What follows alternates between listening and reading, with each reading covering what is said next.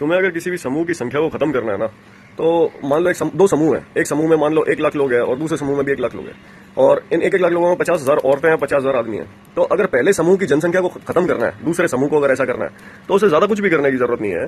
सिर्फ पहले समूह की औरतों को अपनी तरफ खींचते जाए। तो औरतों को अपनी तरफ खींचने का क्या मतलब है कि उस समूह की, पहले समूह की औरतों से दूसरे समूह के आदमी शादी करना चालू करें, बच्चे पैदा करना चालू करें। तो औरत जिसके बच्चे पैदा करेगी, औरत उस समूह की हो जाएगी। पहले समूह की औरतों को खींच खींच करके अगर दूसरे समूह के लोग अपने बच्चे पैदा करेंगे, तो वो औरतें उनकी हो जाएंगी। और जो इनसे बच्चे पैदा होंगे, इन पे नाम किसका चढ़ेगा? दूसरे समूह के आदमी होगा। तो नाम भी अब उनका चढ़ेगा, पहले समूह वालों को नहीं चढ़ेगा। अब मान लो 50,000 औरतें थी दोनों में, तो अगर धीरे धीरे 50,000 की 50,000 औरतें दूसरे समूह वालों ने अपनी तरफ खींच ली, तो पहले समूह में सिर्फ आदमी बचेंगे। और ये जो आदमी है, ये धीरे धीरे अपनी उम्र लेकर के इस दुनिया से चले जाएंगे। तो जो जैसे ही आदमी गए, तो ये समूह खत्म हो जाएगा, क्योंकि इनकी सारी औरतें पहले से ही दूसरे समूह में जा चुकी है। तो उन औरतों को दूसरे समूह का हिस्सा बनाया जा चुका है। और जो उनसे बच्चे पैदा हुए, जो उन औरतों के स्लॉट्स थे बच्चे पैदा करने के, जो खाने थे उनके बच्चे पैदा करने के, उनसे जो बच्चे पैदा हुए, उनको दूसरे समूह वाले आदमी, दूसरे समूह के आदमियों का नाम चढ़ेगा।